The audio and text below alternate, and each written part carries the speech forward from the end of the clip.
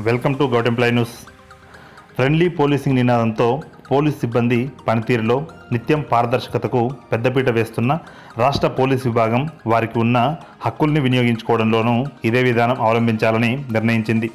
ఇందులో భాగంగానే ఇప్పటికే సర్వీస్ రికార్డులన్నీ ఆన్లైన్ చేస్తుంది. దీంతోపాటు ఈ లీవ్ విధానాన్ని అమలు చేయడానికి ఏర్పాట్లు పూర్తి చేసింది. త్వరలో అందుబాటులోకి రానుంది. దీని ప్రకారం సిబ్బంది సెలవు కోసం టీఎస్ కాప్ యాప్ ద్వారానే ఆన్లైన్లోనే దరఖాస్తు చేసుకునే సౌకర్యం కల్పిస్తున్నారు.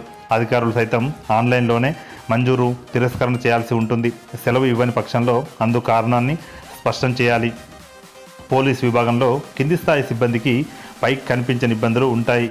వీటిలో సెలవు పొందడం కూడా ఒకటి. ఎంతటి అత్యవసరమైన ఉన్నతాధికారి దయతలిస్తేనే సెలవు లభించే పరిస్థితులున్నాయి. సెలవు మంజూరీలో కొందరు అధికారులు సిబ్బందిని వేధిస్తున్నారని ఆరోపణలున్నాయి. వీటిని పరిగణలోకి తీసుకున్న ఉన్నతాధికారులు ఈ లీవ్ వ్యవస్థకు శ్రీకారం చుట్టారు. ఇతర ప్రభుత్వ ఉద్యోగుల మాదిరిగానే పోలీసులకు సాధారణ సెలవుల నుంచి అర్జిత సెలవుల వరకు అన్నీ ఉంటాయి. అయితే అత్యవసర సేవలు అందించే విభాగం కావడంతో ఎప్పుడంటే అప్పుడు సెలవు దొరకదు.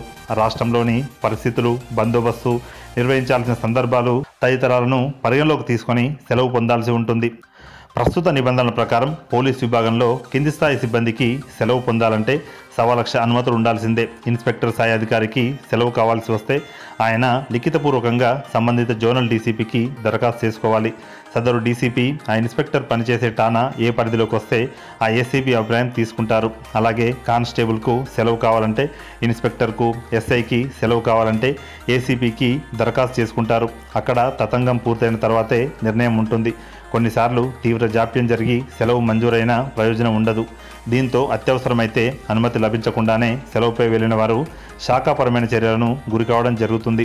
దీని ఆసరాగా కొందరు అధికారులు సిబ్బందిపై కక్ష సాధింపు చర్యలకు పాల్పడుతున్నారనే ఆరోపణలున్నాయి. ఇలాంటి అంశాలకు ఆస్కారం లేకుండా చేయడానికే రాష్ట్ర పోలీస్ విభాగం ఈ లీవ్ పేరుతో ప్రత్యేక విధానం ఏర్పాటుకు సన్నాహాలు చేస్తుంది.